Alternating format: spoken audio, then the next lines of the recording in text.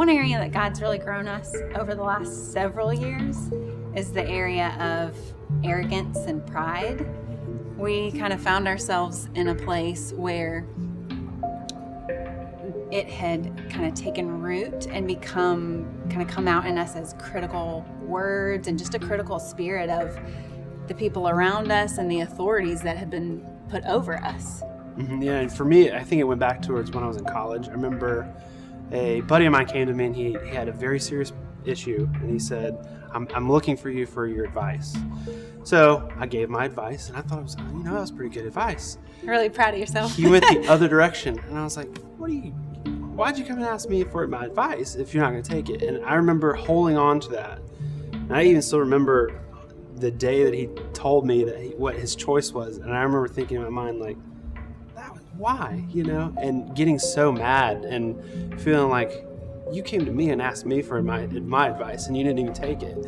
And so I think that I look back on that because I remember how I can see that in other areas past that in our marriage with, all right, I need to check my pride in this. I'm like, why am I getting so mad? Why am I holding on to this? Is it a pride thing? And it went into my career. It went into areas even here. I know there was times where I had moments where I would just get so mad about things and like, why is it? And because it's not done the way that you think exactly. Yeah. And so I think that was a pride thing for me. And I think that God finally pulled it out and said, look, you're prideful, you're arrogant.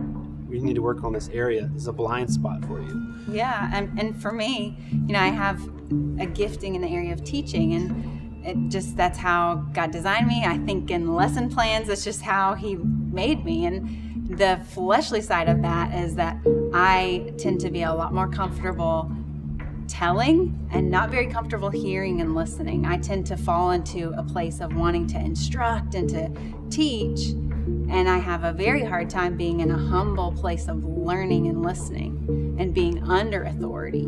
And God really was gentle with us in that, and he allowed that pride to not come before a fall. In his goodness, he put us in a place where we were under authority that was just so gracious with us, that allowed us to be in that place of being very critical and just responded in grace and responded in love and walked with us and just demonstrated that humility for us.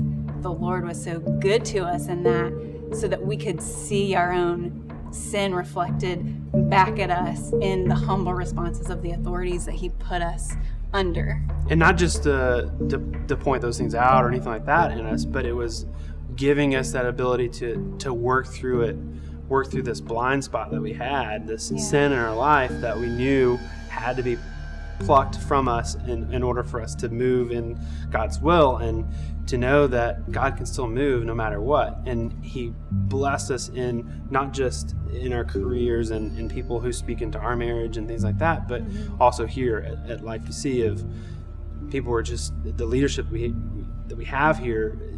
It wasn't a judgmental thing. It wasn't. There's been times where we butt heads, but then it was like, it's okay. It was just so and we can lovingly responding to emails and to phone calls and to texts, and just really walking through it with us, and being in a place where we can just have that critical spirit can be brought out of us by watching the love that we receive in response, and watching, having that example of how to be humble. Is a safe place for us to be able to work through that in a forgiving environment. We're very humble now. Yeah, we're super humble now. Yeah, absolutely. That's it.